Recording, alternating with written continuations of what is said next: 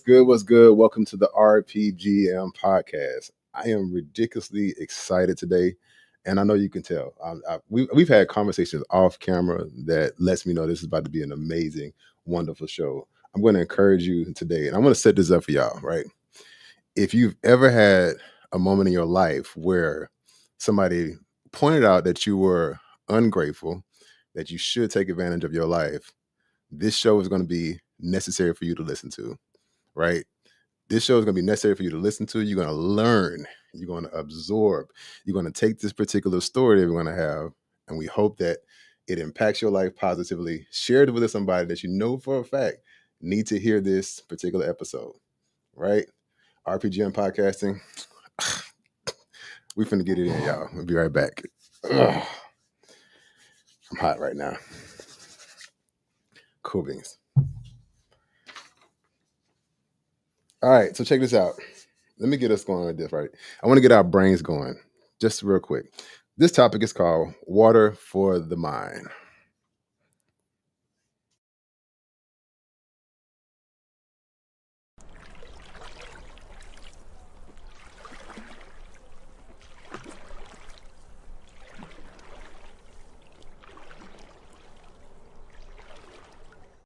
To do with preparing your mind so that you can live the best life you want for yourself. So we like to give you some nice quotes to get your mindset going, right? So check this out. Life itself is a privilege, but living life to its fullest is a choice.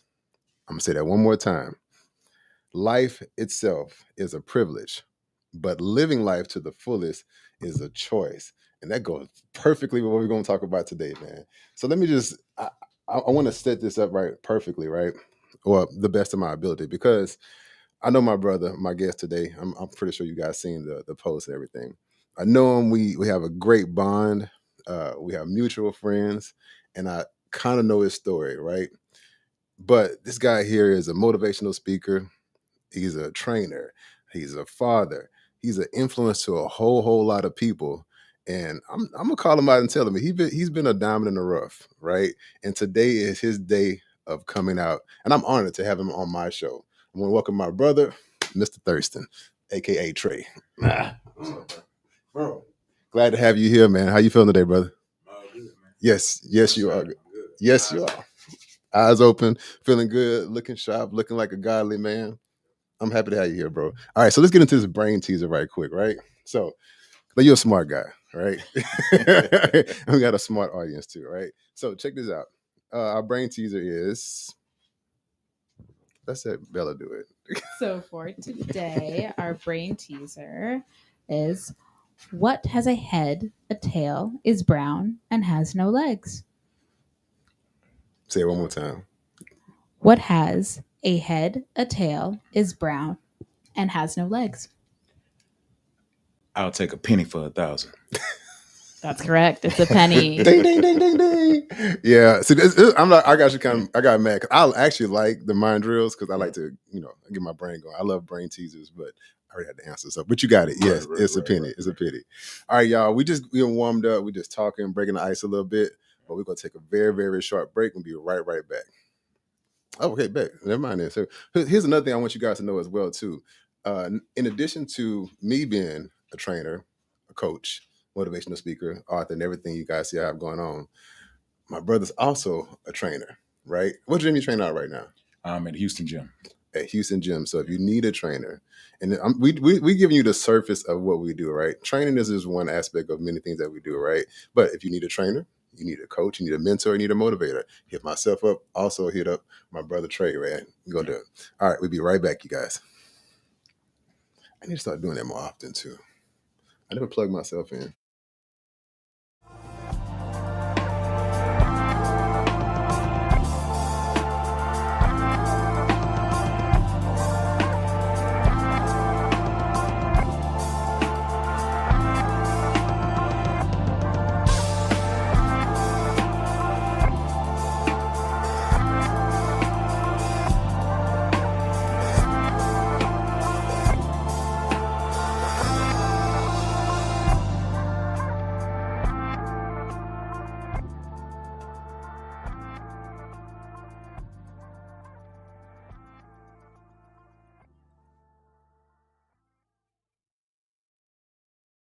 sold my studio and left it alone because I was living a life too hard.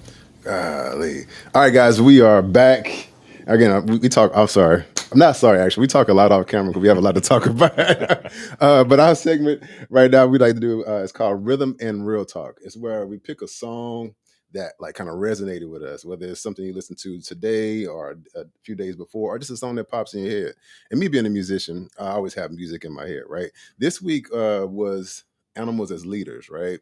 They're like a progressive rock band. And the reason I like to listen to progressive rock because it typically has no music. I mean, I'm sorry, no words. Right. When I'm in that mode where words bother me, or I can't find the right words to match my thoughts, right? I listen to them, right? Because musically, it's stupid, right? I'm talking about like crazy progressions, like weird breakdowns, awkward sounds. You know what I mean? It's like controlled chaos, right? And they're a group of three guys, one black guy, two white guys, right? But their music, it's a combination of everything. Right. It's not just rock, it's not just rap, it's not just trip hop, it's not just fusion.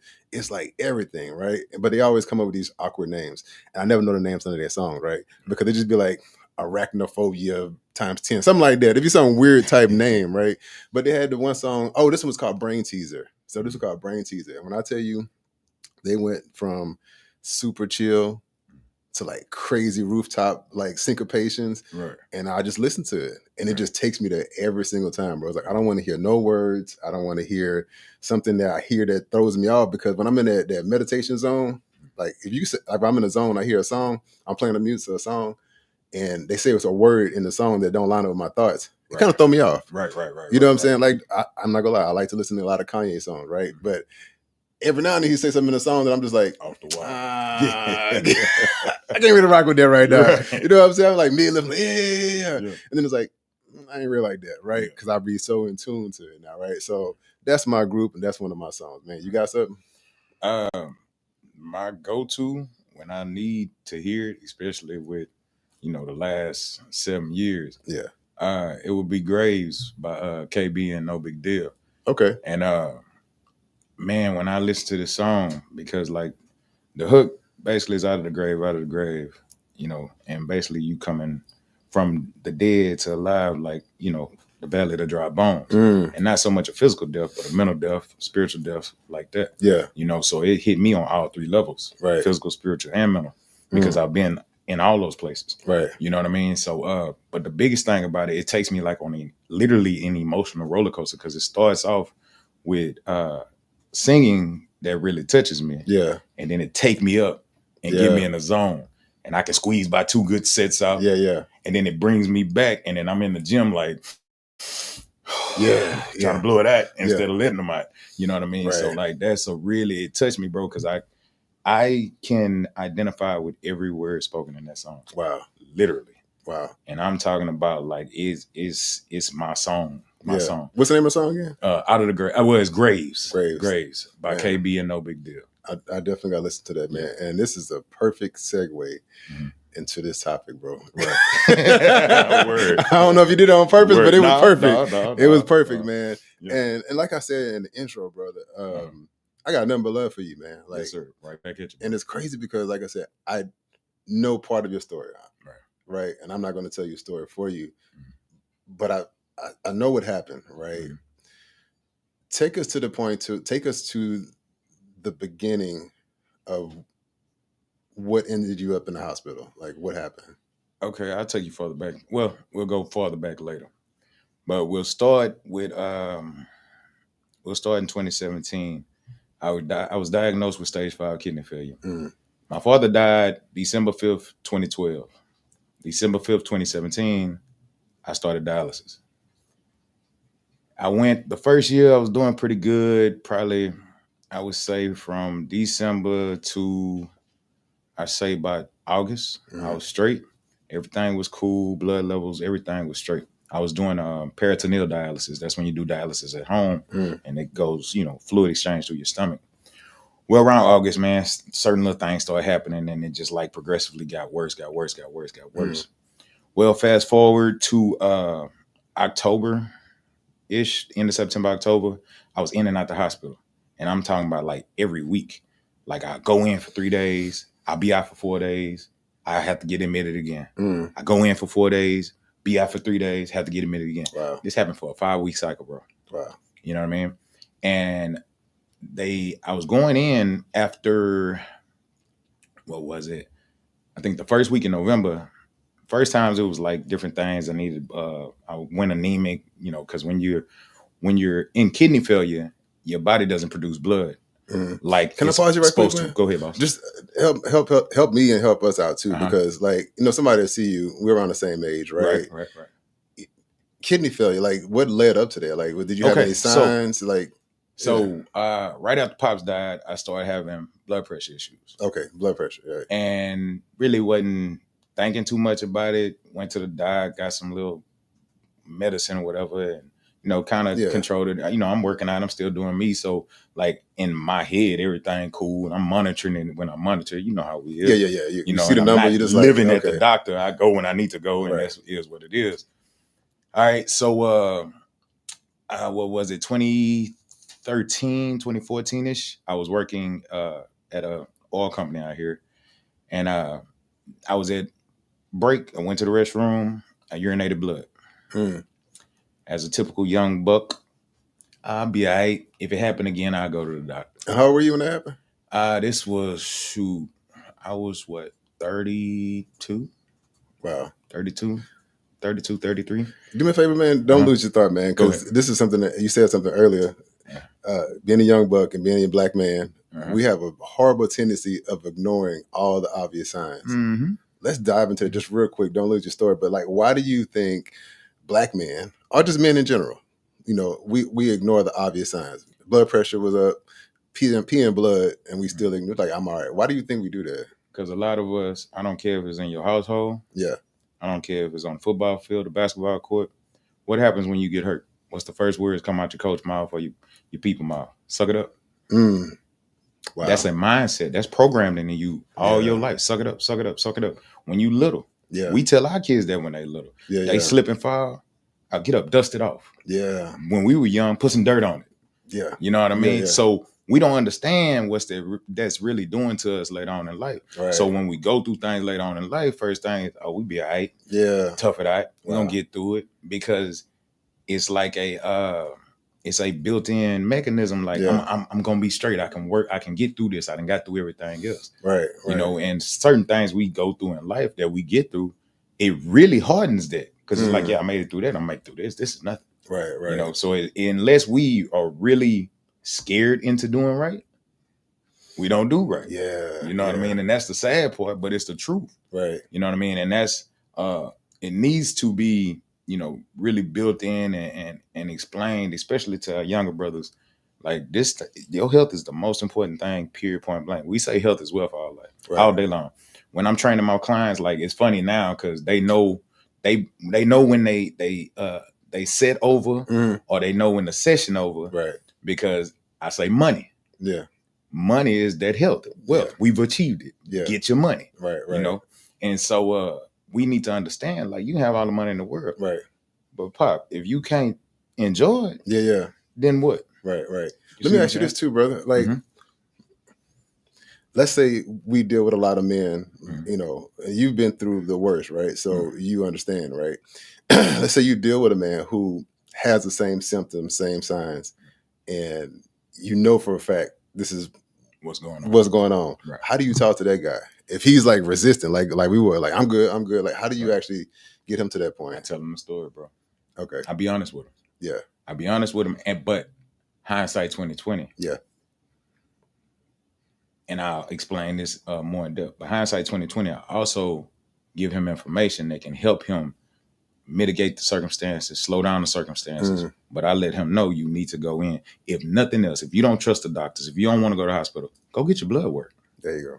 Yeah. Because if you know what's going on in your body, at least now you can do something about it. Right. But if you don't know what's going on, you're taking time bomb, boss. Right. And that just is what it is. Facts. You know, and that's another issue, is a lot of times we don't trust the medical system, which I totally understand why.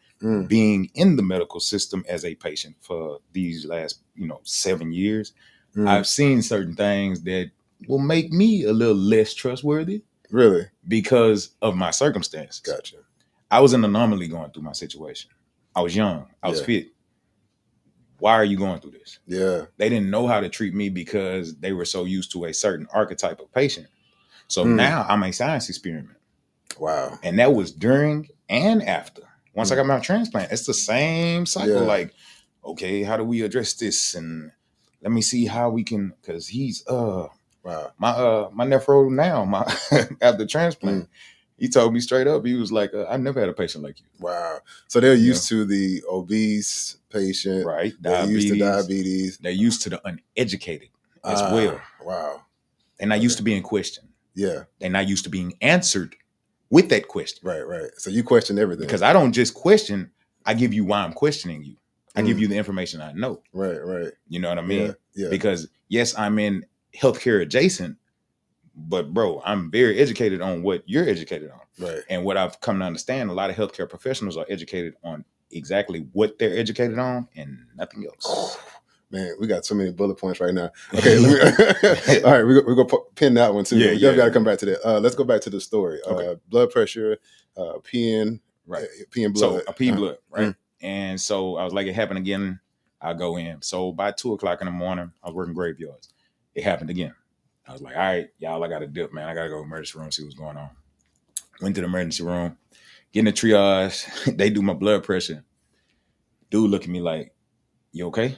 I'm straight. You have a headache? No. You dizzy? No. He turns the thing around. 230 over 180. Ooh.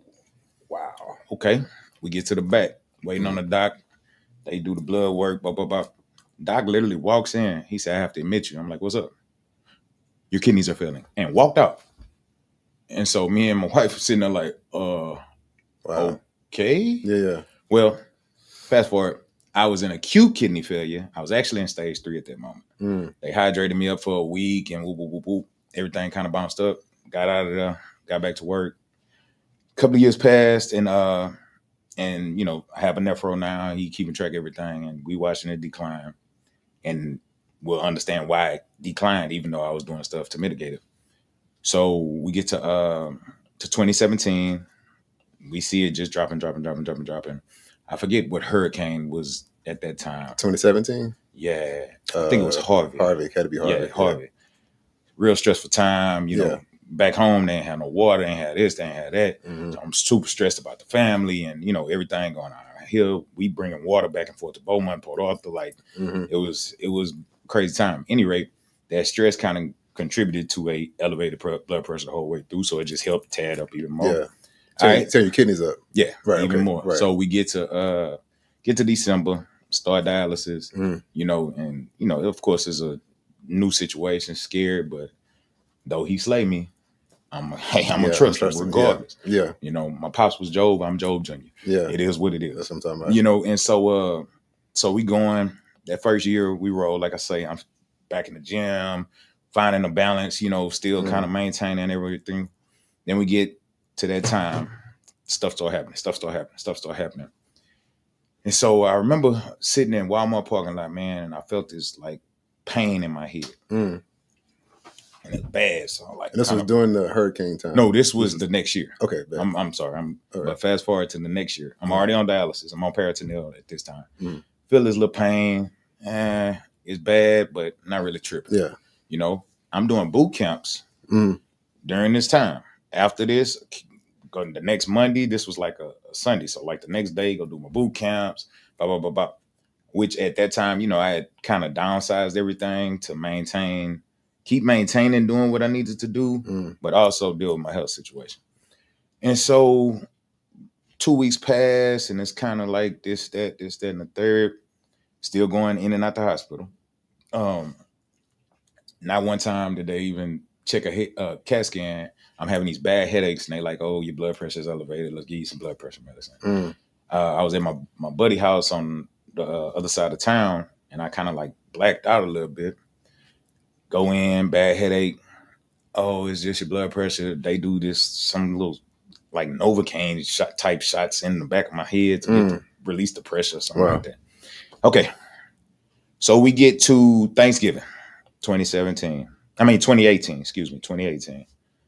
Thanksgiving Day, just feeling off. So I don't leave the house. I'm doing like manual exchanges on the peritoneal. Next morning, get up, take a shower, go to put on my shorts. Man, my foot started doing this by itself. Start like moving. I'm like, man, what is going on? So every time I pick it up, it takes off. And so I call my wife in. I'm like, look at this. I pick it up short. She's like, let's go to the emergency room.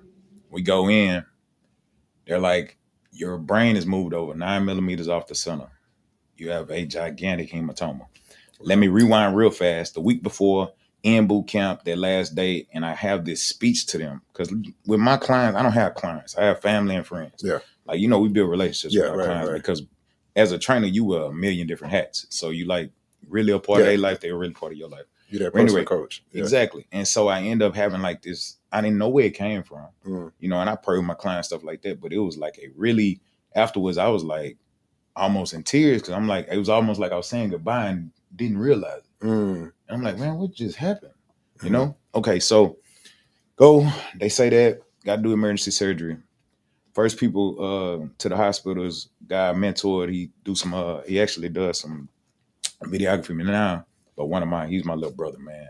But his family, his mom and dad, the first ones to the hospital. And so his dad is like on the side of the bed and he got my hand. He's like, man, don't you hate when your body betray you? And I'm like, I'm straight, Pop. And he's like so sad, bro. But it's not clicking with me. Like, I know what's going on, but I don't know what's going on. And so throughout the night, they get me up to ICU, people coming in, coming out.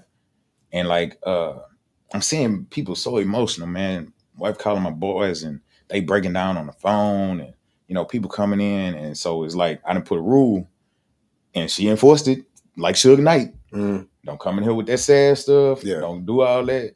He's straight. All right. As the day went on, my voice started sounding like this and I started stuttering and the stuff is like, I guess now that I know what's going on, subconsciously now I'm reacting to it for real. Like so what's happening in your brain? Right. Okay. Right. And so, they tell me it was an aneurysm that caused it and blah, blah, blah, blah, blah. Next day, going to surgery. Supposed to be, I think it was 5 or 8 hours, whatever the case may be. Now I get all this story on the back end because, of course, I'm in surgery. Right. So they take me back, say the doctor came back 45 minutes later. And he kind of walked in quiet. So everybody like super quiet. Well, before I went into surgery, we turned the hospital into whatever your favorite church is. Okay. You know what I mean? Yeah. Going in and out. Yeah.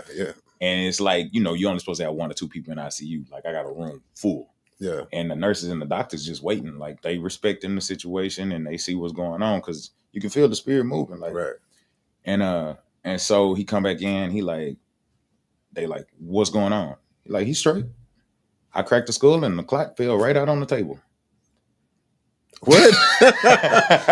Like, just hold on, no, you can't. We gotta fly past that. What happened? You say he cracked as he opened my skull. See, I have a scar right here. Yeah. And if you touch it, you can kind of feel the dents. But he cracked my skull and the clot just dropped on the table. Wow. So he didn't have to do nothing evasive. He just put it back together and boom. Tells them that. Well, let me rewind to the day before, and I'll do that a lot. I'm sorry, but the day before, like I was saying, everybody was coming, and I'm just talking, and they like, do you know what's going on? Yeah. But I'm not grasping it. I'm really not grasping it. And the funniest thing, the main thing that sticks out to me all the time, my youngest son's stepfather, he came in, and he like, bro, you straight? And I'm like, yeah. I'm a 49ers fan. He's a big Cowboys fan. We rib each other 24/7.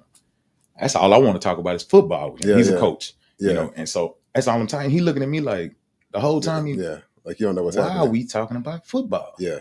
He's not saying it, but I see it all over his face. Right. And that's all I'm talking about. Okay, back to the day up. And Can I ask you a quick question? Go ahead, bro. Because you got so many good points, man. I'm sorry. No, don't apologize. It's perfect. I'm gonna ask you this because as you explaining the story, and you're just like, I didn't realize what happened. I didn't.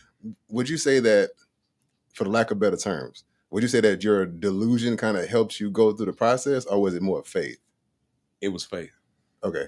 So like you knew something was happening, but it was. And I will let you know why it was faith. It was a disconnect that was built over years of certain situations that gave me that faith.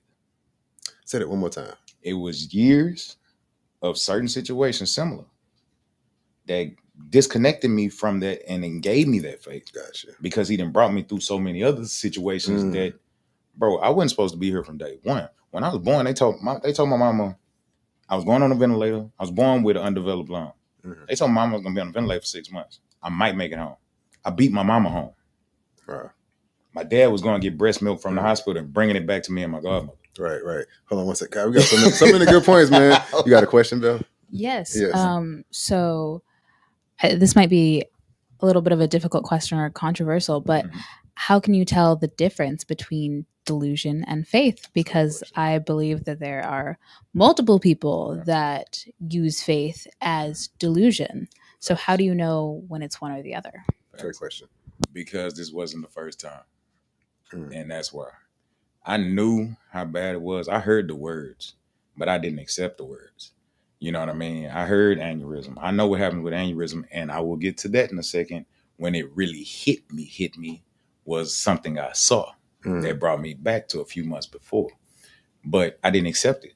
You know what I mean? Like, I really feel like I watched, I think it was your last show, and Buddy was like, we children of God, so we really God. I really feel like we got the power to literally move mountains like the scriptures say. Yeah.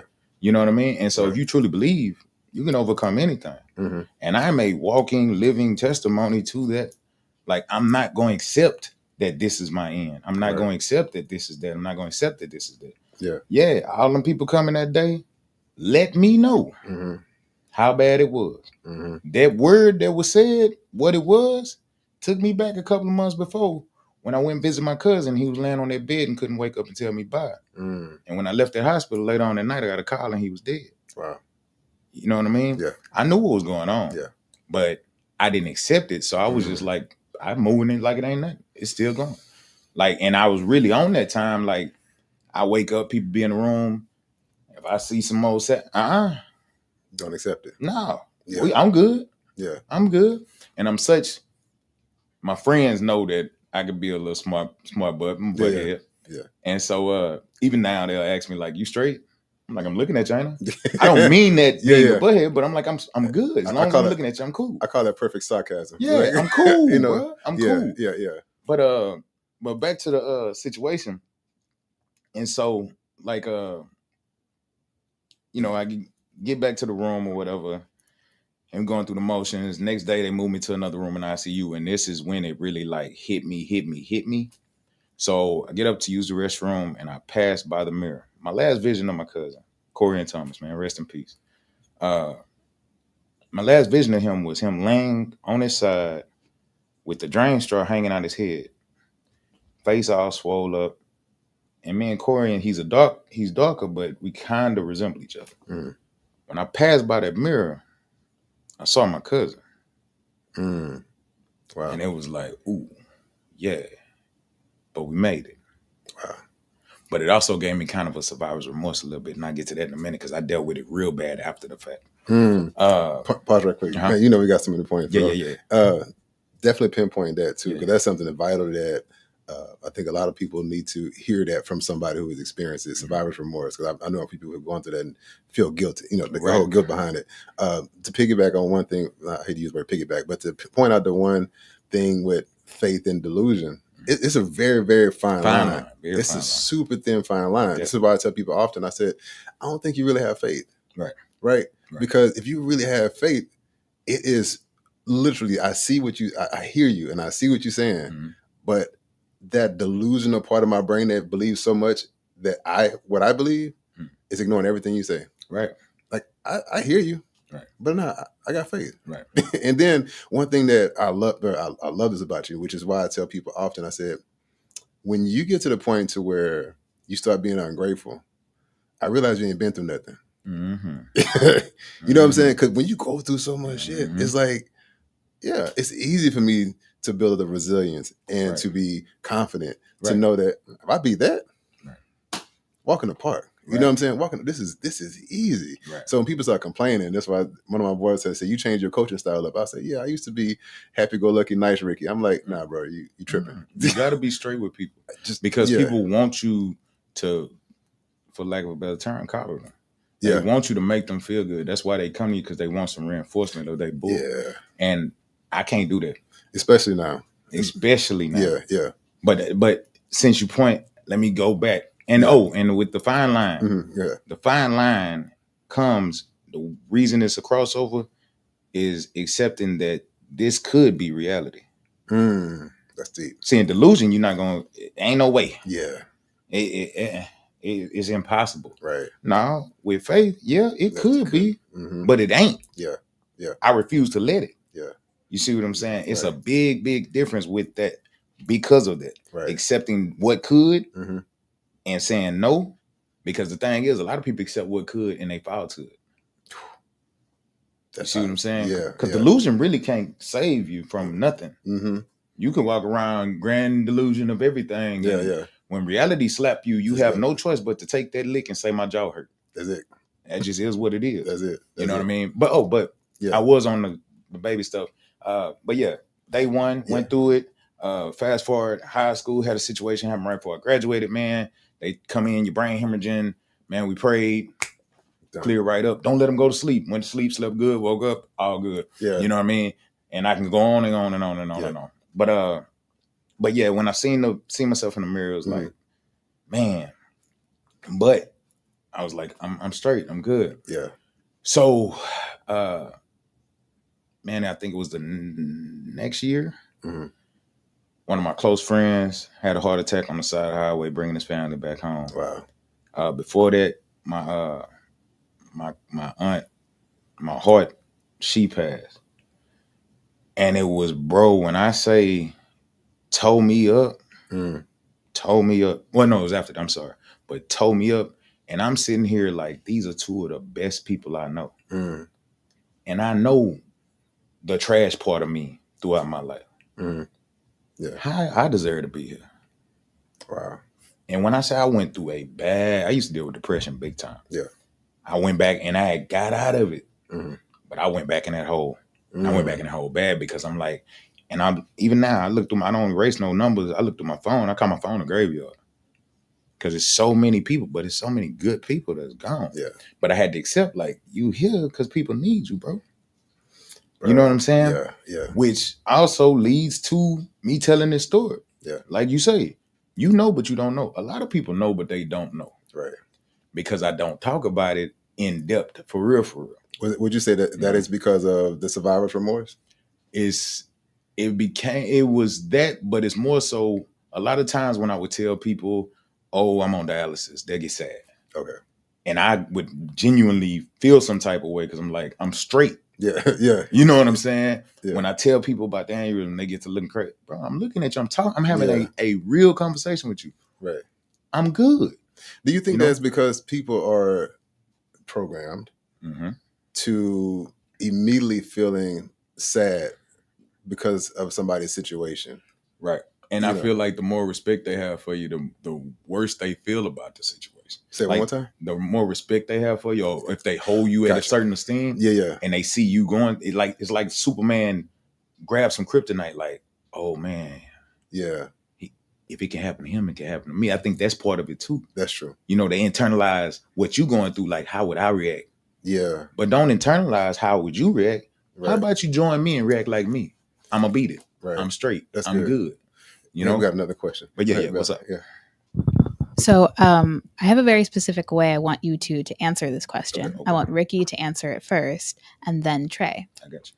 So how do you react in the face of death where a family member dies, and how has that changed for you, Trey? How has that changed since your experience? And then for Rickey, I don't know if you've had a near-death experience or not, but how is it different for you? Gotcha. And how do you just react? Gotcha. Thank you for that question. I'm going to give you a short answer. I want you to go ahead and bring it home with this one, right? I have had multiple near-death experiences, and like you, I don't talk about it. Because when you said that, I got the same reaction. If I tell somebody, hey, man, I almost died, fell off a cliff one day, they'd be like, oh, really? What you did? I'll tell them, hey, I passed out. I had TIA, which is another form of a stroke. Passed out on the side of the highway. And then, oh, you okay? You know, you know what I'm saying? Yes. So I get it. I don't like empathy. Right. You know what I'm saying? Because number one, I want people to understand, I'm gonna wrap it home with this to say that I have accepted the process of life. Okay.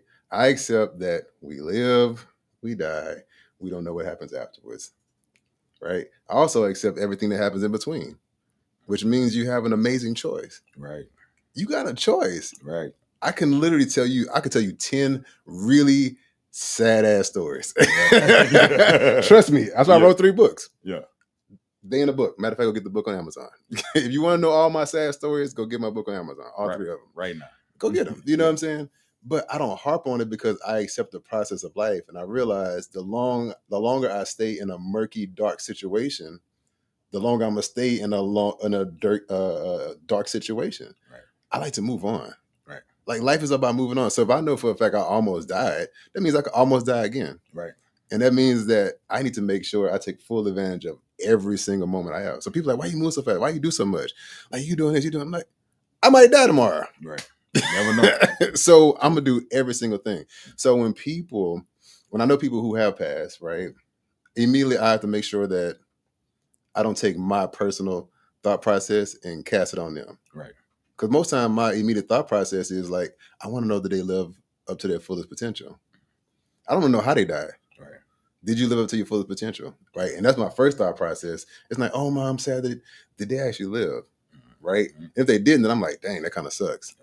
Right. How they died, not really care so much. Right. So again, I can't tell people that because that's my immediate thought. It's like, did they live a happy life? If they did, I'd be like, it was a time. Right. That was it. You know what I'm saying? And that's my whole thought process when it comes down to life in general. Yeah. I don't really get so, oh my God. Like when people, and so the world has programmed us to be affected by something that happened across the goddamn United States by your phone. Right. Such and such died. Oh my God. See, you know what I mean? Right. I get it. Life happens. Right. It is unfortunate that certain people die a certain type of way. My thought process is always, if I became a life coach, I want to make sure that I'm helping coach you through life and you're doing things that make you feel fulfilled.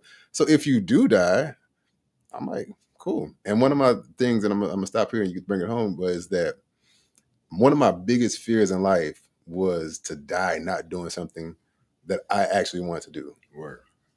That's Word. it. Word. That's my thought process. Yeah. Go ahead, brother. Piggyback on that. The graveyard is the field of dreams. Yeah. Well, I was one that I dealt with death hard. And my first true big loss, like, man, I've been burying people since I was a little bit of kid. But my first, and I'm talking about family, close family. My first true, like, that hit me bad was my niece, man. I was in 11th grade. And it told me up, it messed me up for real. You know what I'm saying? She was 13 months. And that was my baby. That was my daughter. You know what I'm saying? And then, like once Pops started going through his situation, man, Pops had a stroke in February. That was like, which, man, this man was Superman, bro. 3 major heart attacks, 3 minor heart attacks, 3 strokes. This is the 3rd stroke. That's the worst one. Every other stroke, he bounced back. I told you, I'm the son of Job. I'm Job Jr. Been there, done that. That 3rd one, man, I'm watching him deteriorate. And man, my Pops used to, bro, he retired when I was 3. This dude still got up at 5 o'clock in the morning. He used to go buy junk cars to fix them. Like he always was on the go. He took a dang on school bus and turned it into a mobile home. I watched it with my own eyes. Crazy. Yeah. And we went to family reunions, beach, all that. Anyway, watched him deteriorate. The week before he passed, man, I went there, talked to him, and he like kind of sunk in. I know it's almost time. And that's when it like hit me like for me to hold on to him. Which I did hold on to him in a moment because it was like I wanted to tell him thank you, but some in me was like, if you tell him thank you, you're finna go. So I wouldn't say nothing. Like I was, all right, Pops, I see you next week. I'll be back next week. You know what I mean? But it hit me like you're selfish if you hold on to people that it's their time.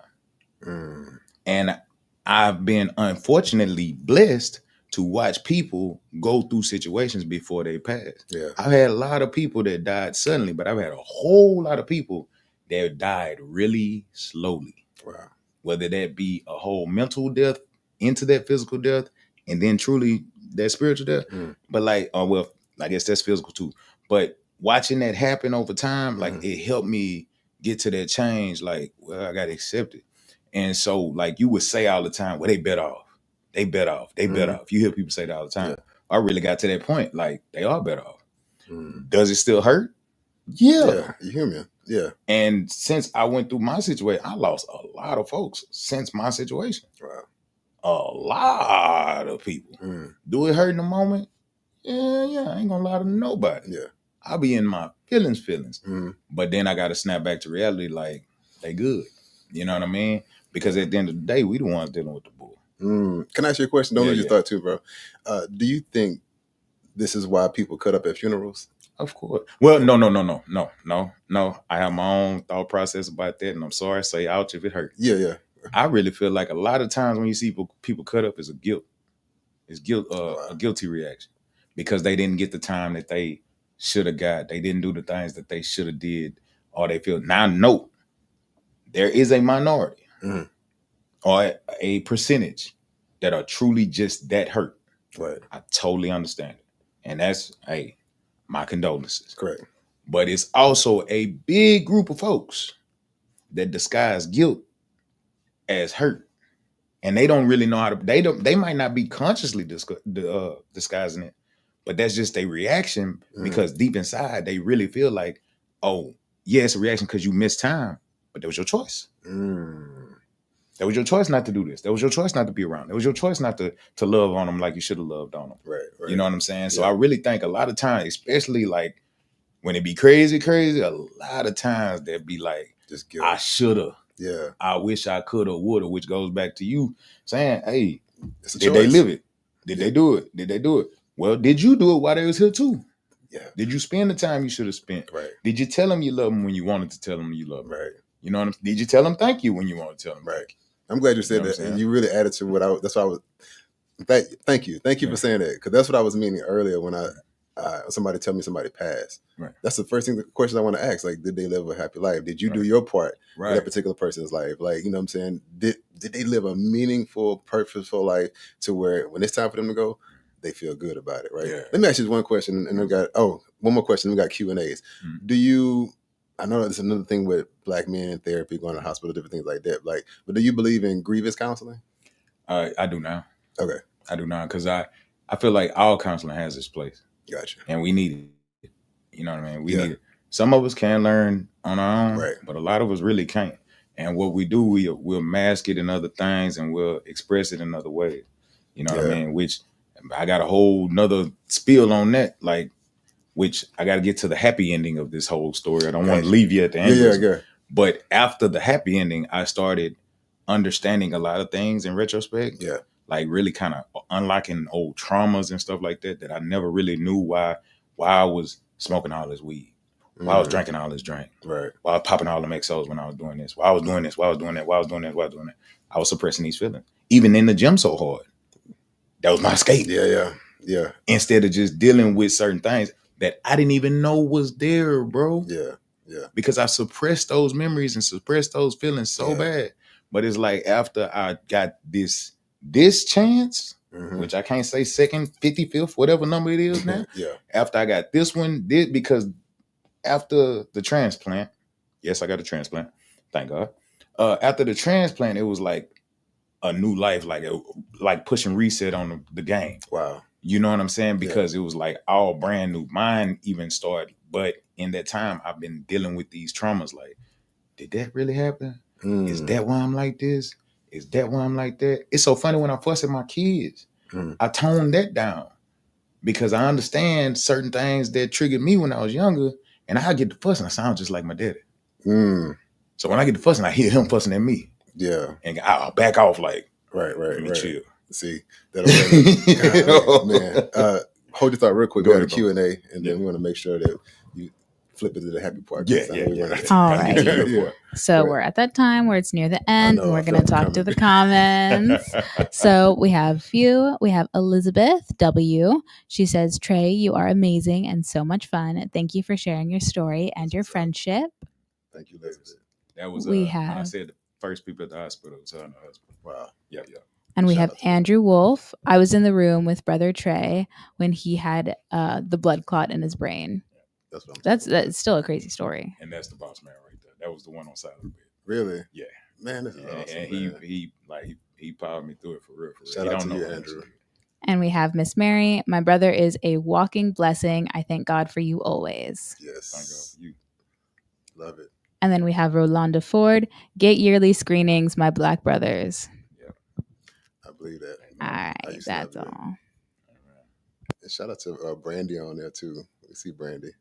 Appreciate you. What's up, B? Yo, awesome, man. Look, I have this thing where I could always tell when we get towards the end. I'll be like, I can feel it, you know. Yeah. My whole brain just be like, I thank God, thank Creator, I have a awesome time mechanism in my head. It's like it's getting close to that time. I already know it. But God, so that just means we got to have part 2. We got a lot of part 2s coming up.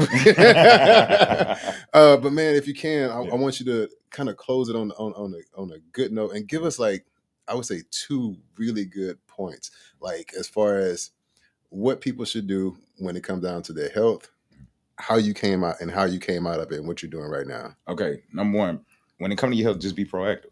Yeah. Don't be reactive. Too many times we reactive. We don't respond to any little signs. We don't move before the signs come. And the biggest thing, we don't educate ourselves. Educate yourself. Right. If you have one little thing go wrong, learn as much as you can. You have no excuse no more. Facts. You have the like I tell my kids, you got the Googly machine, you got Chat GPT, you got all these other, you got AI. Everything on these dang on phones can tell you anything you need to get you started. So get it, go, and you want to be old school, go pick up a book and read it, what you need to do. But educate yourself, because if you're proactive, you can prevent things from getting worse. Right. You can prevent things from happening. And number 1, your health is your wealth. Move.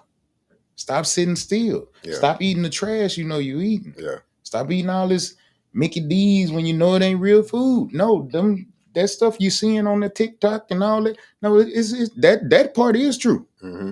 That's not clickbait. Yeah, that's bull. Stop eating that stuff. Mm-hmm. Eat some whole food. Move more. Drink some water. Facts. Hydrate yourself. Just do little simple things to mitigate that. What was the other question? I'm sorry, bro. Just give us the good what part I of did. everything that happened. Okay. Yeah. Well, fast forward. All right. Fast forward to last year, 2024. All right. So January 2024, started my process to get on the transplant list. I made the transplant list. July 1st, I got the call. You approved. Yeah, you're not going to believe this. I wouldn't believe it would happen to me. July 28th, I got the call. Hey, we found your kidney. We already accepted. Yeah, I said July 1st, I got accepted. July 28th, I got the call. July 29th, I got the transplant. Wow. Yeah, 29-day process. This is usually a 3 to 10 year process. Yeah, you heard me. Wow. But yeah, so all right, God is real. All right, so but yeah, what I did during me going through the years of dialysis and everything else, and even after the aneurysm, you name it, it was always going back to that gym. What I just told you, I started moving. Mm-hmm. I made sure the diet was on point. I made sure I did things that I was supposed to. Yeah. You know, I supplemented with what I need to supplement with the herbs and everything else. Yeah. I did everything I could in my power to make sure my situation didn't get worse. Gotcha. You know, and so that's the biggest thing. Like, I put that health first, knowing the knowledge that I had, and then come to find out, I said, and I need to go back to that. I said that the blood pressure stuff started. When I first started with the nephro, I said, is the blood pressure causing? He said, it's kind of like what came first, chicken or the egg. Well, to get approved for the list, I had to get this procedure where they kind of check the pressure in my heart and stuff like that. Come to find out, the kidney was causing the blood pressure. So the next day after my transplant, I came off of 6 blood pressure medicines. You came off of 6? Came off. Wow. Only one I'm still on is to maintain my heart. Yeah. Because, you know, they don't want to take you off of that. Of course. But now I have, like, the next day I had perfect blood pressure. Right. I also didn't urinate from the day after my aneurysm until the day of my surgery. Wow. Yeah, I said November 2018 to July of 2024. Did not urinate. My body figured it out. Your body's always going to find homeostasis. Yeah. It's going to find a way to survive if it's supposed to survive. Yeah. As long as you give it the tools to survive. You give a plant the right environment to grow, it's going to grow. And so, when they took the clips off, man, started working. Everything been rolling ever since. Took my 2 months. They was supposed to rest and sit down. I took about a week and a half sitting down, and they was like, the more you move, the less it's going to hurt. I got to moving. Got to move. 2 months, they approved me to get back in the gym. Been in the gym ever since. Ain't stopped. So back training, back doing my best to help other people. Yeah. I don't call us trainers. I call us life changers, because that's what it really is. Right. If you're a trainer, you're just doing it for the money. You need to stop doing that. You know what I mean? Because you really need to be out there changing lives. The money is a great side effect, but that ain't why you do it. Go find another business. Go work at McDonald's or something. Yeah. Go poison people. But nah, like, you know, all that, you know, and yeah, we got to do a part 2. But man, the main thing is just keep moving. The thing about life is life like a parking lot. It's always going to provide you, or I'll say a neighborhood, it's going to provide you speed bumps. It's going to provide you dead ends.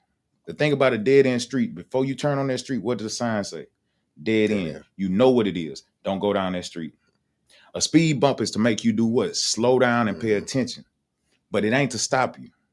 As long as you don't hit that roadblock and drive through it and go off that cliff, guess what? You can keep doing what? You can keep moving. Don't ever stop moving. Yes, sir. Things change when you change, and make sure you finish strong at everything you do. And that's my word.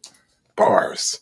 Man, look, I ain't got to say nothing else. Just wrap it up, man. Tell us where can we find you and what's the next thing that you have coming on for yourself? Like, what's next? All right, so all social media platform, well, TikTok, Instagram is Coach Trey _SFF.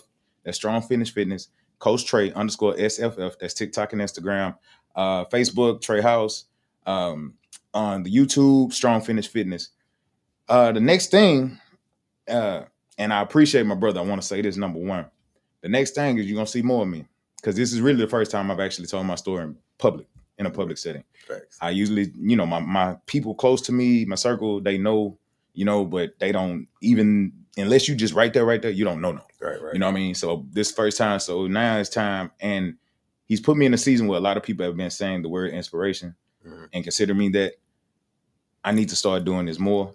You know what I mean? Because I understand a lot of people need it. It ain't about me not wanting people to feel bad and all that. Man, they bump me. Yeah. I got to get me out the way and start doing what I'm supposed to do. But the biggest thing immediate is September 12th, doing my first bodybuilding show. Okay. I'm competing in summer shredding in the comeback division. The comeback division is a transformation division, but it's when you went through something traumatic and come back from it. Yeah. So I'm currently in prep right now. I'm hitting the hard part, make 9 weeks as of yesterday. And so we rolling now.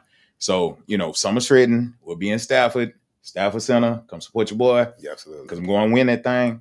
But yeah, man, all in all, that's what it is. So be on the lookout for a lot more content. Yes. We finna get rolling. So absolutely. You know, it's the biggest thing, man. Time to change lives. Look, y'all, I told y'all. And we really just scratched the surface. Matter of fact, we didn't get to none of these questions. That's how good it was. But thank you guys so much for tuning in, man. Please make sure y'all go follow my brother. He's doing amazing things. And he know, like, I'm finna push him. Like, y'all finna see all this stuff, and it's finna happen. And last thing is that I want to say that, like, anytime you feel like your life sucks, and sometimes I try to tell people, compare your life sometime. If you start complaining, number one, complaining is draining. But if you look at somebody else's life and you see all the stuff they've been through, you might want to be quiet. Because I'm pretty sure you ain't went through half the stuff my brother went through, but you complaining about a little bitty stuff. All right. Make sure you like, share, and follow, and we'll see you guys next week. Peace out. Thank you, brother. Appreciate you. I knew it was going to happen.